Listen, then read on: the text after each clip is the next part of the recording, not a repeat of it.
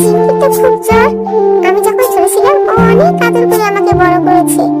আর এখন আমি যদি ওর জন্য কিছু না করতে পারি তাহলে কি হয়? যাই বাজার থেকে কিছু ফলমূল কিনে নিয়ে যাই। এখন একটু নুডলস রান্না করে দিই, ও খুব পছন্দ করে নুডলস। আরে তুমি আমার জন্য নুডলস এনেছো? এটা আমার প্রিয়। ম্যাম, আমি কি এক বোতল জুস খেতে পারি? আমার খুব তৃষ্ণা পেয়েছে। যাও আগে গিয়ে টাকা নিয়ে এসো, তারপর জুস খেতে এসো। এই দেখো, ও ফ্রিজে জুস খেতে গিয়েছিল কিন্তু ম্যাম ওকে দেয়নি। ঠিক করেছে না? আমার কাছে তো কোনো টাকাও নেই, আমি কি করবো? এই ক্যাপি, তুমি কান্না করছো কেন? এই নাও, তোমার জন্য জুস নিয়ে এসেছি। তোমাকে অসংখ্য ধন্যবাদ। আমি খুব তৃষ্ণার্ত ছিলাম আর আমাকে কেউ জুস খেতে দেয়নি। বন্ধুরা, ক্যাপির জন্য চ্যানেলটিকে সাবস্ক্রাইব করে দিও।